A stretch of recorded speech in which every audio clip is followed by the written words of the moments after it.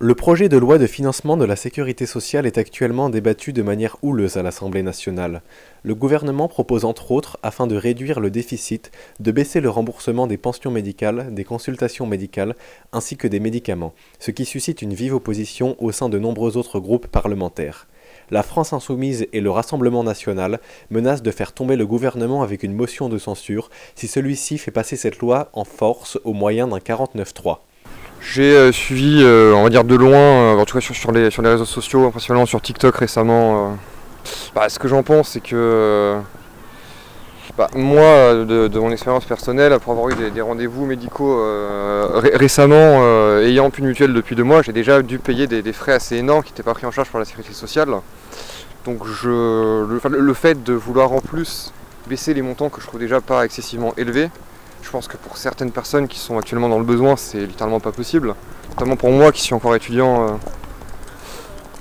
Quand on voit les propositions du gouvernement actuel, je comprends qu'on ait envie de le faire tomber. En tout cas, moi j'ai pas envie que la sécurité sociale, tout ce qui est actuellement en jeu, je trouve que ça va vraiment des avantages des gens malades, des gens qui sont dans la précarité, des étrangers dans la précarité, des choses comme ça.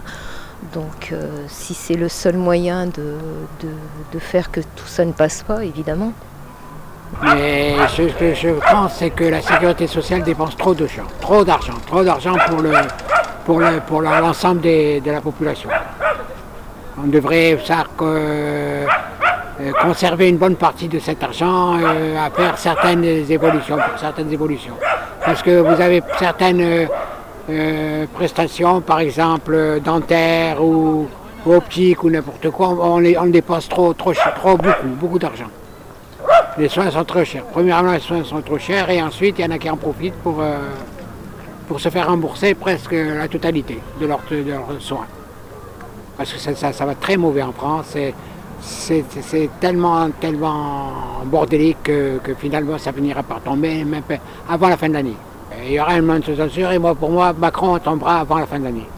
Eh bien, je trouve qu'aujourd'hui, les échanges sont tout de même d'une grande violence par rapport à une situation sur laquelle elle devrait être apaisée pour essayer de trouver des solutions aussi bien pour des gens qui méritent et qui sont dans le besoin.